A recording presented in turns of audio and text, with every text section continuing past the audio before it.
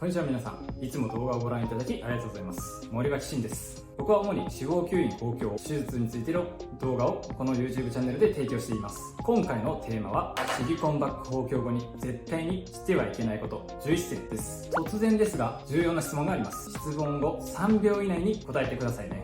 このシリコンバック豊胸後の正しいケアについて知っていますか？もし安静にして触らないことなどと答えた方、正しいケアを実践していない可能性があります。 SNS で見たインフルエンサーの言葉だけを信じて誤った情報を正しいと思い込んでしまっていませんか？これが最も危険で手術後の失敗につながる原因です。僕の定義する成功するケアとは、ただダウンタイムを短くするだけではありません。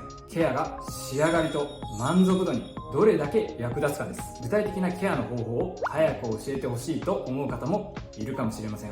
そこで今回はシリコンバック豊胸後に絶対に避けるべき行動や間違いやすい点を明日から使える情報としてお伝えします。これらの情報は皆さんの手術後の生活に大きな違いをもたらすはずです。それではシリコンバック豊胸後に絶対にしてはいけないこと11選を順に見ていきましょう。1つ目は乳輪や乳頭を触らないことです。多くの方が手術後に乳輪や乳頭を触ることを避けがちですが、これは間違いです。手術によって一時的に感覚が鈍くなることがあります。リハビリを兼ねて感覚が正常かどうかを確認するためにも適度に触ることを推奨されます。ただし過度に強く触ることは避け、優しく確認するようにしてください。2つ目はマッサージをしないことです。以前は手術後はなるべく安静で触らないことが推奨されていました。マッサージによってインプラントが移動するリスクがあり、また内出血や炎症を引き起こす可能性があると言われていました。ただし現在は術後1週間からの優しめのマッサージは皮膜拘縮という硬くなるリスクを減らす作用があると言われています。強めのマッサージは控えてほしいですが、優しめのマッサージは適度に行ってください。3つ目は40歳以上でマンモグラムを受けないことです。40歳以上の女性は乳がん検診としてマンモグラムを定期的に受けることが勧められますが、シリコンバック豊胸後は特に定期検診を怠りがちです。インプラントがあることで通常のマンモグラフでは見落としが起こる可能性もあります。そのため専門の医療機関で適切な方法で検診を受けることが大切です。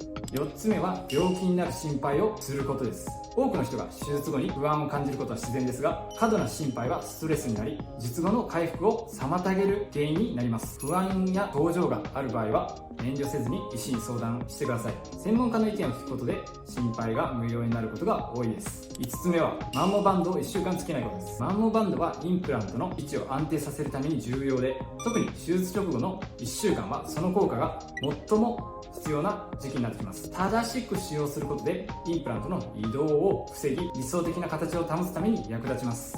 6つ目は赤み、腫れ、痛みを我慢することです。手術後の初期反応として赤みや腫れ、痛みは一般的ですが、これらを我慢し続けることは推奨されません。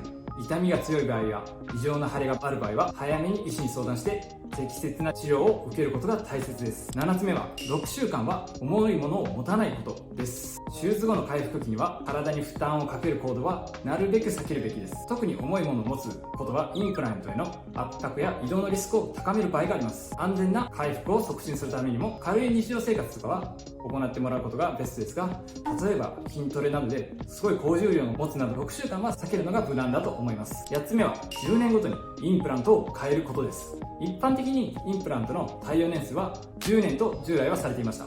ただし最近のものは本当に丈夫で問題がない限り自動的に交換する必要はありません。定期的な医療検診を受け、医師のアドバイスに基づいて必要な場合のみ交換を検討しましょう。このつ目は腕を使わないことです。手術後は腕の運動を控えめにすることが推奨されますが、完全に使用を止める必要はありません。適度に腕を動かすことで血流が良くなり回復を助けることができます。ただし先ほども言ったように過度の力仕事やハードな運動は避けるようにしてください。